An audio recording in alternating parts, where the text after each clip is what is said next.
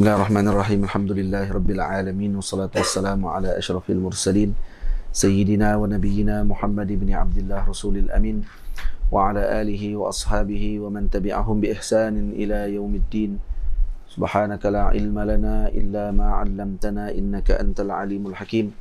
Rabbi shrah li sadri wa yassir li amri wa hlul 'uqdatam min lisani yafqahu qawli. Rabbi yassir wa la tu'assir, Rabbi tamim bi khair wa ba'd. قال المصنف والشارح رحمهما الله تعالى ونفعنا بعلومهما وعلوم مشايخنا في الدارين آمين يا رب العالمين. الأمر والنهي. تعريف الأمر وبيان دلالة صيغة افعل. Kita dah masuk dalam perbahasan ilmu mustalah, ilmu usul al-fiqh. Itu perbahasan berkenaan dengan al-amru wan nahyu, arahan dan larangan. Al-amru istida'a'ul fi'li bil qawli mimman huwa dunahu ala sabilil wujubi. Fa in kana al-istida'a'u min al-musawi summiya iltimasan aw min al-a'la summiya su'alan. Wa illam yakun ala sabilil wujubi bi an juwiza at-tarku fa zahiruhu annahu laysa bi amrin ay fil haqiqati. Al-amru istida'a'ul fi'li ay talabul fi'li. Jadi amr ialah tuntutan melakukan perbuatan.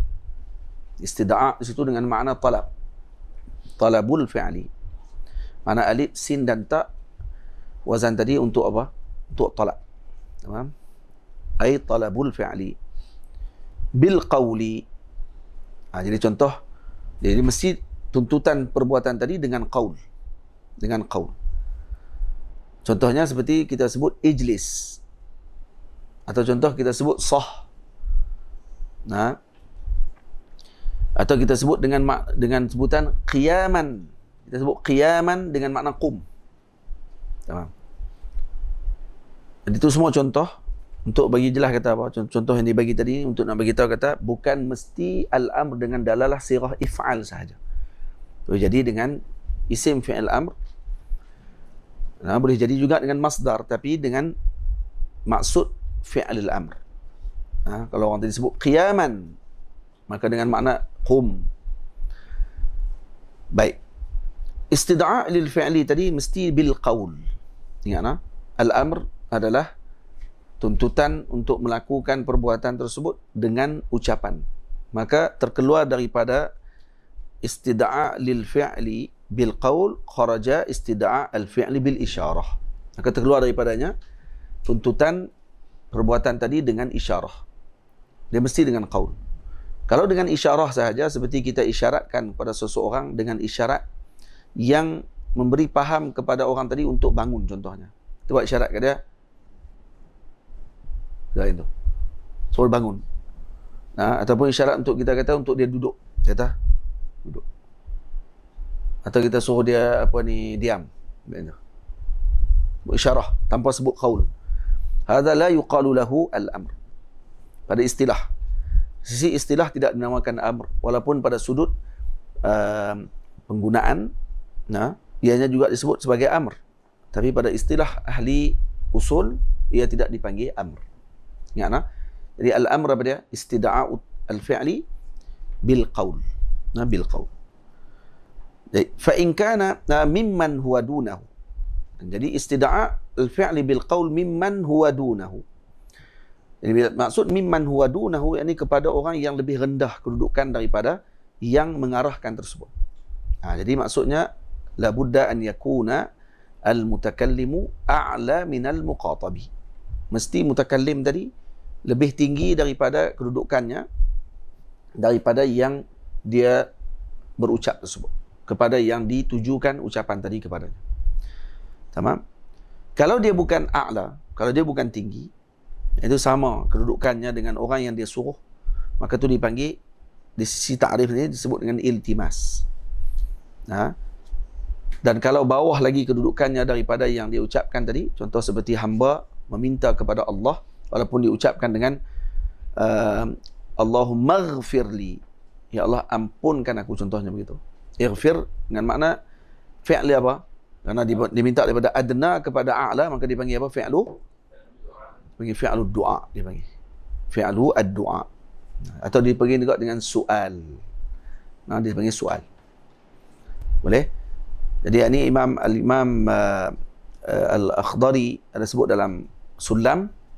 Hafal Sulam apa ni Uzair? Apa lagi?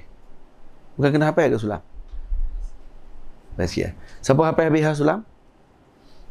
Siapa habis lah tasawurat? Irfan.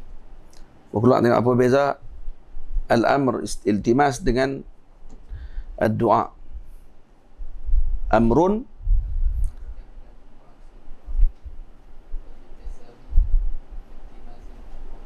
tamam. Okey. Amrun ma'a isti'la wa 'aksuhu du'a wa fit tasawi faltimasun waqa'a. Itu dia punya syair. Apa ni dalam Sulam sebut tentang perbezaan antara al-amr, antara iltimas dengan ad-du'a ataupun soal. Tamam? Jelas tu. Jadi ni perkataan al-Imam Haramain, istida'ul fi'li bil qaul mimman huwa dunahu tadi ni terbina syarat ni dengan pihak yang ataupun usuli yang mensyaratkan al-am tadi mesti mutakallim a'la. Ni kalau mutakallim apa ni binaan ala anna man yushtaratu, yang mensyaratkan bahawa mutakallim tadi mesti a'la.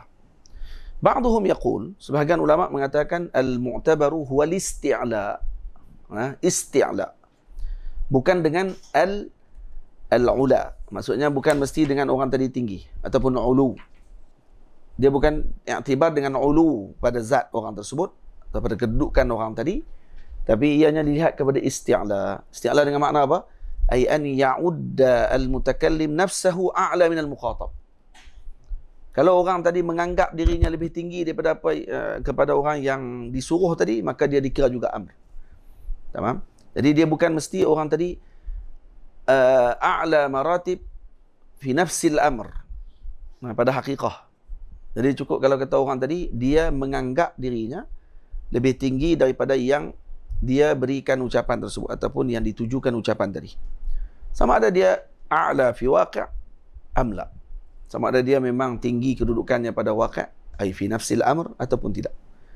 Tamam?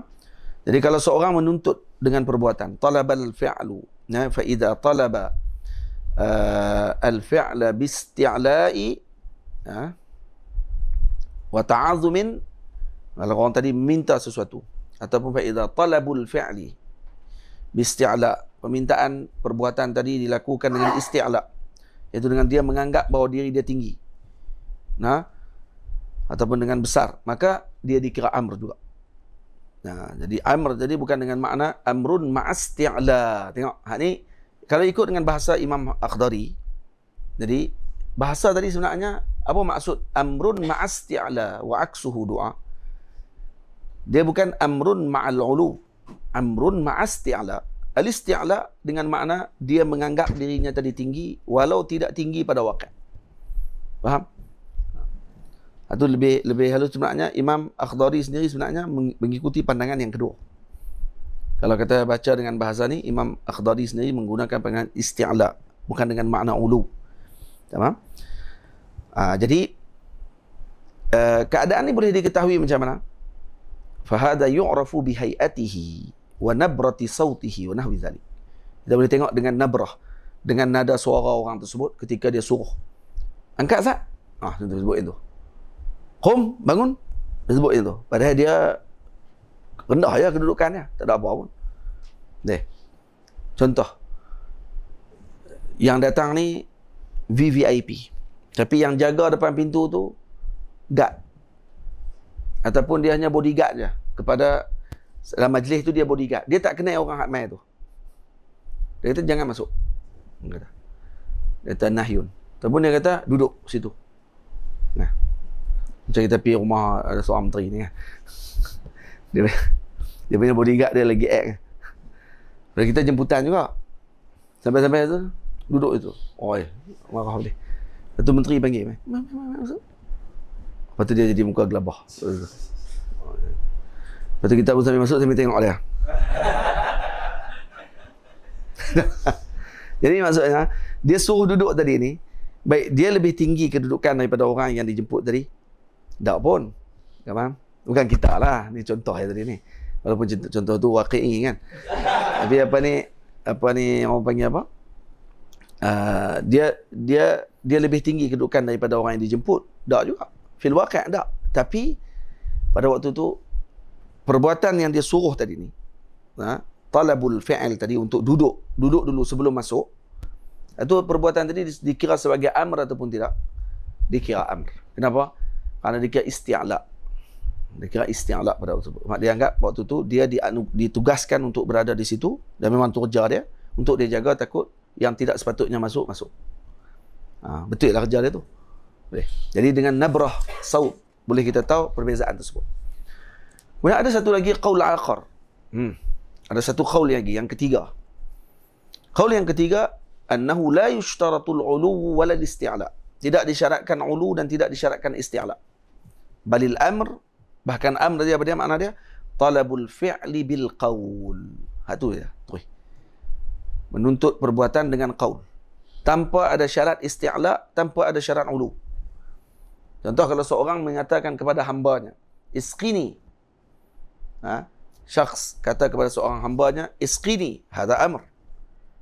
Tamam? Fa idza qala syakhsun li zamilihi, kalau seorang kata kepada kawan dia, a'tinil qalam, bagi kepada saya pen, kan? Hadha amrun aidan. Itu pun amr juga. Kalau hamba kata kepada tuan dia pula, unzur ilayya. Hamba kata kepada tuan dia, tengok kat aku ni. Sebut tu. Hadha amrun aidan. Itu amrun juga. Jadi di sini ada berapa qaul? Ada 3 qaul. Talqis dia apa dia? 3 qaul ni. Qaul pertama, al-amr apa dia maksud dia? Istida'aul fi'li ay talabul fi'li bil qawli ma'ului fi dhati al-mutakallim.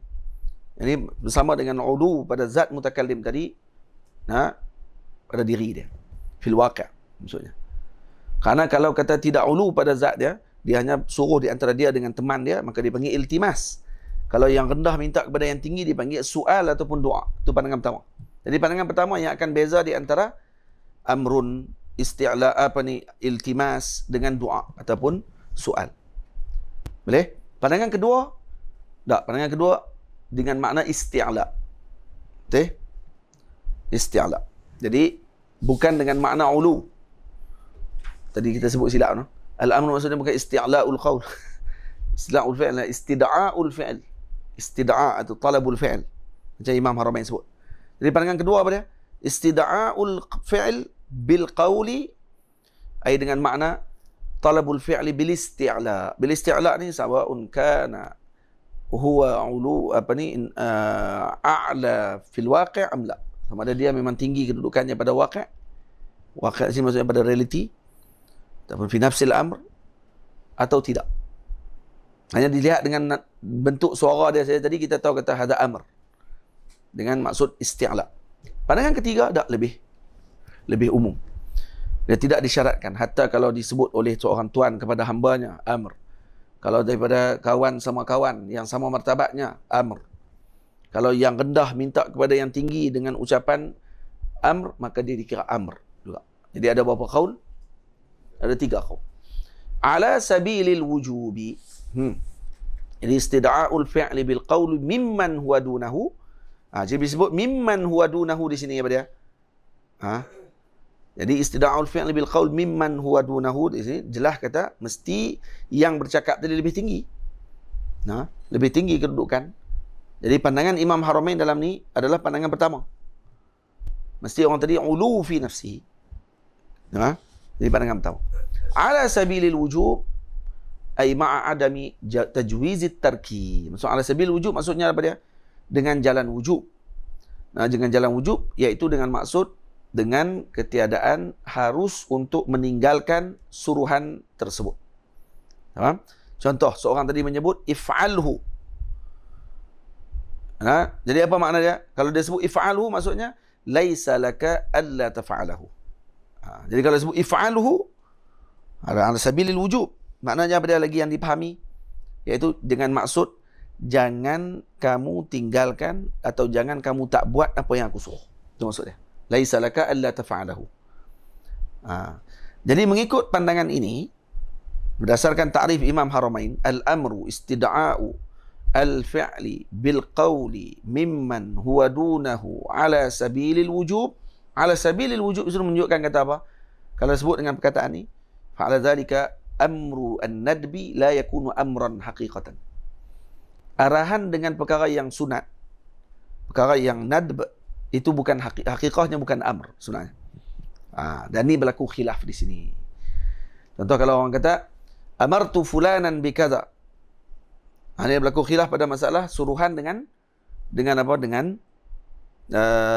Dengan perkara yang sunat. Berlaku juga khilaf lagi apa dia? Kalau seorang menyebutkan amartu fulanan bikadha. Bila seorang tadi sebut amartu fulanan bikadha, saya telah mengarahkan seorang ni dengan sesuatu. Baik, apa dia makna dia? Adakah makna dia aujabtuhu zalik atau aujabtuhu alaihi, saya mewajibkan kepadanya, ataupun talabtuhu minhu, atau saya meminta kepadanya? Saya mewajibkankah ke saya meminta kepadanya? Mana satu? Sebahagian para ulama kata amartuhu, ni kalau kita buka dalam kitab kan. Contohnya amarana Rasulullah sallallahu alaihi wasallam. Itu apa dia maksud dia? Kalau kita sebut tu, adakah amr tadi dengan makna wujub ataupun dituntut untuk melakukan ala sabilin nadb contohnya? Sebab tu sebagian mengatakan kalau disebut amartuhu, maknanya apa dia? Aujabtuhu. Maknanya aujabtuhu. Contohnya dalam hadis Nabi sebut laula an asyqa ala ummati la amartuhum bis-siwaki. Tamam? La amartuhum bis-siwaki. Jadi di sini menunjukkan dalil bahawa Nabi tidak mengarahkan umatnya dengan siwak. Kenapa? Liqaufil masyaqqah. Kerana bimbang takut berlaku masyaqqah. Ma'annahu nadabahum ilaihi. Dalam masa yang sama, Nabi mensunatkan untuk bersiwak. Jadi maksud dari sini, dalil kata al-amru huna, apa dia? Al-ijab. La amartuhum, maksudnya amru tadi lil-ijab. Boleh? Jadi kalau perkataan amartuhu bikadha, amartu fulanan bikadha, jadi perkataan tadi untuk apa? Lil wujub. Perkataan itu lil wujub. Buktinya laula an asyqa ala ummati la amartuhum ay la aujabtuhum. Kalaulah tidak kerana menyusahkan umatku, maka aku akan mengarahkan mereka dengan siwak. Mengarahkan itu dengan makna apa? Aku akan mewajibkan mereka bersiwak. Jadi kalau terjemah yang lebih halus ikut pandangan ni, maka kita akan terjemah apa? Kalaulah tidak menyusahkan ke atas umatku, maka aku akan wajibkan mereka bersiwak. Karena apa? Macam mana kamu boleh terjemah mewajibkan? Dalam hadis disebut la amartuhum. La al-amru di situ dengan makna al-wujub, dengan makna ijab. Kenapa? Karena kalau tak menyusahkan, Nabi akan suruh. Karena tetap sunat berlaku. Sunat siwak berlaku juga. Boleh. Baik. Wa man yaqulu, ada lagi pandangan yang menyebut innan nadba aidan amrun. Sebagian ulama lagi mengatakan bahawa nadbu juga adalah amr. Sunat juga adalah merupakan amr.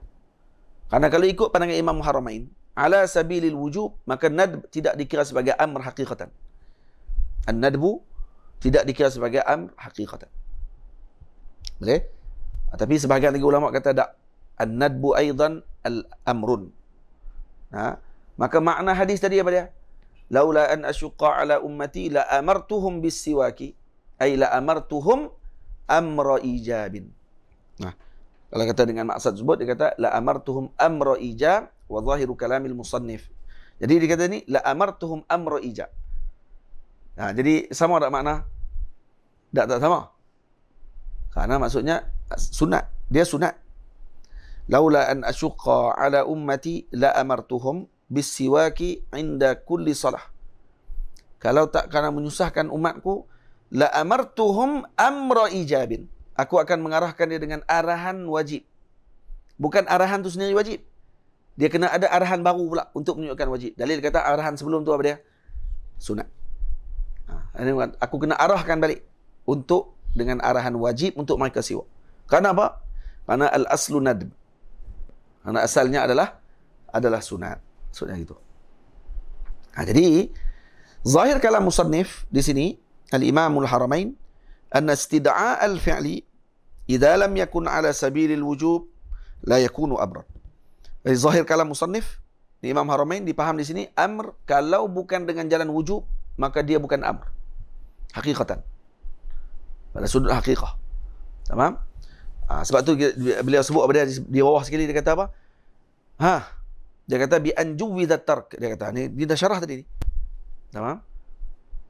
Dia kata fa zahiruhu annahu laysa bi amr. Ay fil haqiqah. Fa zahiruhu annahu laysa bi amrin ay fil haqiqah ay la yuqalu amrun haqiqatan. Maka tak disebut dengan amr pada sudut haqiqah. Boleh. Dan kita tengok balik al-amru istida'ul fi'li bil qawli mimman huwa dunahu ala sabilil wujub fa idza kana al-istida'a min al-musawi, itu kita dah faham dah tadi.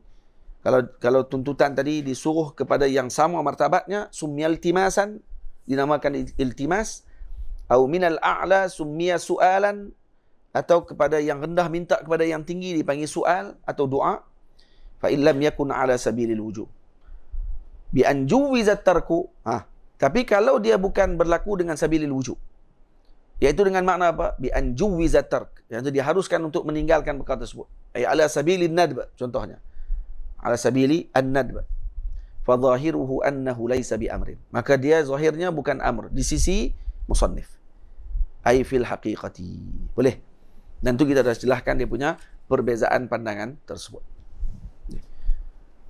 Jadi faham tadi dengan maksud ala sabilil wujub bi an juwizat tarku. Maksudnya apa dia? Bi an juwizat tarku maksudnya kalau disuruh dengan sabilil wujub, kalau bukan dengan sabilil wujub dengan makna boleh ditinggalkan. Maksudnya harus faham tadi dengan mafhum kata boleh ditinggalkan perkara tersebut. Tapi kalau ala sabilil wujub, makna dia apa dia? Ai ma'a adami tajwizi tark. Tanpa dibenarkan untuk meninggalkan perkara tersebut. Contoh seorang tadi suruh isyrab. Kalau sebut isyrab, minum. Dia sebut isyrab tadi, maka apa makna dia? Isyrabhu.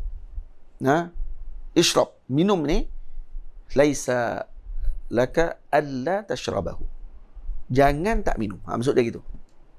Maksud bi alla ay ma'a adami tajwizi at-tark. Itu.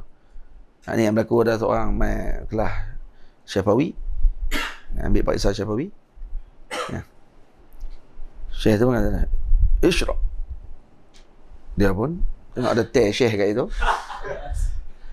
Kata ya Maulana, isyrab. Dia pun ambil chai syekh tu. Syekh tu suruh isyrah. Suruh isyrah. Isyrah lah kalam nak syarah tu. Dia faham isyrah. Minum teh syekh punya tu, berat tu. Jam tu tak dulu. Kira salah faham. Salah faham dengan arahan. Baik. Wasighatu dallatu alaihi if'al. Ni nanti kita akan tengok dari sini saya baca agak sikit. Sighatu ad-dallatu alaihi if'al. Sighah yang menunjukkan kepada amr alaihi, yani alal amr, apa dia? If'al. Nahwu idrib wa akrim washrab. Tu washrab pada. Dia tengok di sini. Syekh bagi contoh if'al. Imam Mahalli bagi contoh dengan semua wazan yang ada padanya fi'il amr. Sama ada if'al dengan makna isyrab. Ataupun dengan makna idrib. Berarti if'il. Akrim. Yani af'il. Wazan tu. Jadi maksud di sini tidak difahami daripada kalam musannif. Jadi jangan kita faham daripada kalam musannif bila disebut wasighatuhu if'al, iaitu dengan makna hanya munhasirah pada lafaz if'al sahaja. Bukan. Bahkan fi'lul amr sirahnya tadi banyak sirah. Salah satu sirahnya adalah if'al. Tamam? Maka termasuk daripada sirah ataupun makna kepada fi'lul amr ialah apa? Ismu fi'lil amr. Contoh sah. Sah ni maksudnya apa? Suruh uskut. Sah maknanya uskut. Mah. Lagi mah apa dia? Mah apa dia? Maksud mah? Ha? Mah, ya lupa lah. Mah. Luar ni Mahathir Muhammad. Kan? Ha? Oh? Ukfuf. Ayo mana? Mah. Ukfuf. Cukup. Nanti. Tu, macam tu. Fi'lul mudhara'. Ada satu lagi apa dia lagi? Tadi isim fi'il amr. Nasah. Mah. Lagi apa dia lagi? Contoh lagi. Fi'lul mudhara' al-maqrun bilamil amr. Fi'lul mudhara' yang disertakan dengan lamul amr. Contoh apa? Liyusalli fulanun. Liyusalli fulanun. Lagi apa dia lagi? Masdar alladhi naba manaba fi'lil amr. Masdar yang mengambil tempat fi'il amr. Contoh, darban zaida. Ay dengan makna idrib zaida. Qiyaman ay qum. Tu. Jadi itu semua dikira apa tu? Dikira sirah bagi fi'lul amr. Idrib, akrim, ishrab. Jadi sini musannif, ini syarih al-Imam al-Mahalli meletakkan amsilah. Isyarah kepada bahawa musannif tidak maksudkan bahawa sirah if'al sahaja yang dikhususkan bagi fi'il amr. Tapi disebut juga ishrab, iaitu wazannya if'il. Akrim, wazannya af'il. Ishrab, wazannya if'al. Ishrah, sama juga. Sebab tu dia keliru tadi. Ishrah dengan ishrib. Tidak salah. Ishrah, ishrab. Tu jadi, dia kata nampak macam sama-sama. Jadi dia pun minum teh syekh punya tu. Baik.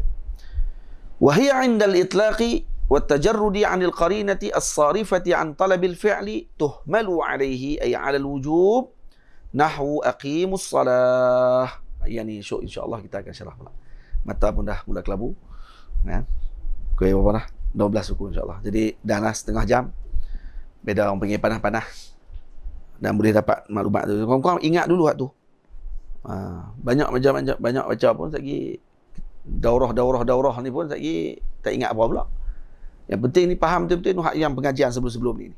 Haqiqatul lughawiyah, haqiqah syar'iyyah, haqiqah urfiyah, urfiyatul 'am, urfiyah ahli qas, semua sekali tu. Tu kena tengok bagi elok tu. Faham? Insya-Allah kita akan sambung esok. Wa hiya 'inda al-itlaqi wat tajarrudi. Anil qarinati, maksudnya ketika diitlakkan amr tadi dengan itlak, dan tajarrud anil qarinah, maksudnya tidak ada padanya qarinah yang melarikan dia daripada talabul fi'il, daripada nampak tuntutan perbuatan disuruh. Maka kalau tidak ada qarinah sarifah daripada talabul fi'il tadi, tak ada qarinah yang menunjukkan kata ia bukan bermakna amr, maka ditanggung maknanya tadi dengan amr tadi alal wujub. Nanti esok kita akan tengok perbahasan tersebut insya-Allah taala. Wa sallallahu ala sayyidina Muhammad wa ala alihi wa sahbihi ajma'in walhamdulillahi rabbil alamin. Assalamualaikum warahmatullahi wabarakatuh.